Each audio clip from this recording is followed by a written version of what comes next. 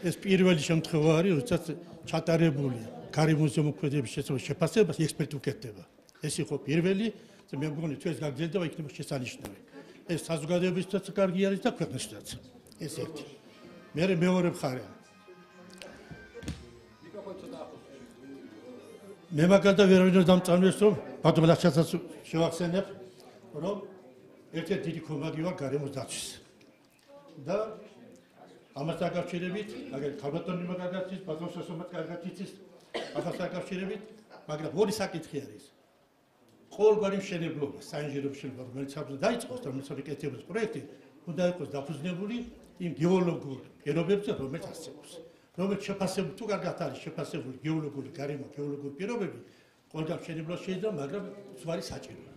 ეხლა ეს ერთი. კონკრეტულად. რა თქმა უნდა, მაგალითად შეკასკვლების მშენებლობაზე, კატეგორიულად წინამდებია საქართველოს მაგალითად მშენებლობაზე. გვეყოფა ისეთი ოღონდ მოდელი, გეოლოგიას და მეტი არ მითხრა. ეხლა საჭიროა თუ არა საქართველოს კიდევ ედემდესები, ამცურად საჭიროა. მაგრამ რა თქმა უნდა, უმეტეს ხო, ეს უკვე მეორე ეკონომიკა. ხო, ეს უკვე მეორე. ეხლა მეორე საკითხი. კონკრეტულად ეხლა ხუდონზე. ხუდონი გესის მშენებლობა იყო არასწორი თავიდან დაპროექტებული. არ უნდა ჩატარებული ყოფილიყო, მაგრამ რახან მაშინ გააკეთა ნახევარი მშენებლობისა დაიწყო. მიატოვეს, არაკონსერვაცია აღარ გააკეთა, ქალბატონის კარგად ახსოვს, დღევანდელ დღეს არის უკიდურესო მდგომარეობაში. აი, გაჩვენეთ კიდევაც, მაგრამ უკიდურესო მდგომარეობაში. თუ ასე დარჩება, საერთოდ ანგურის ხეობა განადგურდება იმ ზონაში.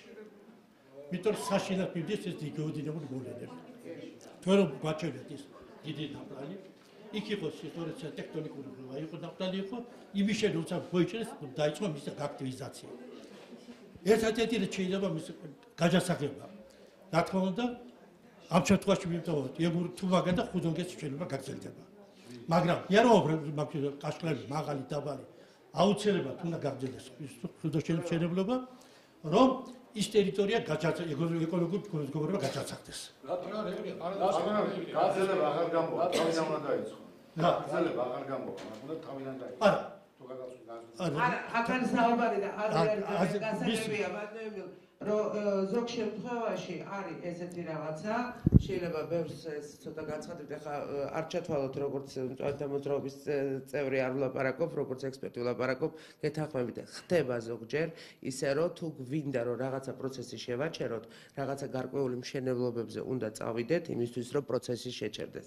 მესმის სუფთა მეცნიერული კუთხით, მაგრამ ნებისმიერ სიტუაციაში თუმდაც ესეთი გადაწყვეტილების მისაღებად აუცილებელია დამატებითი სერიოზული კვლევების ჩატარება. ხოლოდ მერე უნდა იყოს მიღებული გადაწყვეტილება.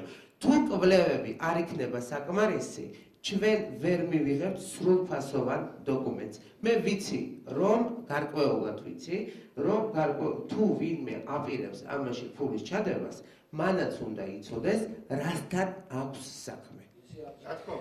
და ეს თუ კვლევა არ ჩატარდა სერიოზულად, ამის გადაწყვეტილების მიღება, რომ აუცილებლად მინდა, ან აუცილებლად არ მინდა, არ შეიძლება. ჭეშმარიტება აუცილებელია. აი ამიტომ არის კვლევები, რომელიც ჩატარებულია დღეისათვის დაფუძნებულია პროექტების მშენებლობა, აბსოლუტურად საკმარისი არ არის. 2 წლის წინ მე გავეცანი პროექტს, რომელიც გააკეთა მეგაც დასავლეთის მგონი პოლონეთმა გააკეთა. გამოვიგზავნა ნახევმე და პირდაპირ დავწერეთ იმას, რომ შეუძლებელია აი ამ დასწრებას რამე დასწრება გაკეთდეს ამ ექსპერტულ დასწრებაზე და გაუგზავნეს უკან. იმის შემდეგ რა გაკეთდა არ ვიცი. ის კიდეც რომელიც ადრე იყო ჩატარებული შესანიშნავი კვლევები, არავითარი მასალა იმას შესული არ იყო. ესე იგი ისიც ვერ მონახეს. ამიტომ დღევანდელ დღეს მე ვფიქრობ, რომ პირველ რიგში არ არის საკმარისი ის ინფორმაცია, ის კვლევები, რომელიც ჩატარებულია. და უნდა დაყრდნობილი იქნეს კვლევების მაღალ საფუძველზე. ქალბატონს კარგად ახსოვს. უდიდესი მშენებლობა ჩატარდა საუკუნის მშენებლობა ბაქო-ჯეიხანის. მაგრამ ისეთი მინიმალური რომ დღევანდელს კარგად არის. ჩავატარეთ კარგი კვლევა. ხო, კი ვიცით, მაგრამ მაინც ხოლმე კარგად ჩატარდა. ამიტომ არის. ბატონო? კარგად არა. რას ბაქო-ჯეიხანზე? არა, რასაც მაშა გულისხმობ მე ვიცი, მე მაგაზე მეცი მაგ გარკვეული შენიშვნები, იმიტომ რომ ის რაზეც ბატონმა ვახტანგმა თქვა, მშენებლობის ბოლომდე ექსპერტიზა და კონტროლი არ იყო მონიტორინგი განხორციელებული, ამიტომ პროექტი ბოლომდე შესრულებული, თუნდაც ბორჯომის მონაკვეთზე არ იყო ისე, როგორც იყო ჩვენ ნებართვაში გაწერილი. ბატონო ლაშო, ძალუს მაჩო. პატარა კაშხლების, არა, მცირე კაშხლების მშენებლობა. აი, მცირე კაშხლებია მაგალითად დინარი ბახსია რა. განადგურებულია მთელი ხეობა, განადგურებულია მთელი გარემო. ესე იგი, ეს ისეთი ის არის, რომ სუფთა სასამართლოს საქმე არის მათ, საგამოძიებო საქმე ისეთ ატარებული. ანუ, როცა ვსაუბრობ ზიანზე, ბახო, როცა ვსაუბრობ, ბატონო, მე მინდა დავაზუსტო, როცა ვსაუბრობ ზიანზე, მცირე იქნება ეს გესი თუ დიდი, მნიშვნელობა არ აქვს, ზიანი ყოველთვის არის საკმაოდ რთული და ძალიან მძიმე. ბახმა ეს გვიჩვენა. და ბაშიდოთ კი ბახის იმაზე რომ აქ ორი რამე არის.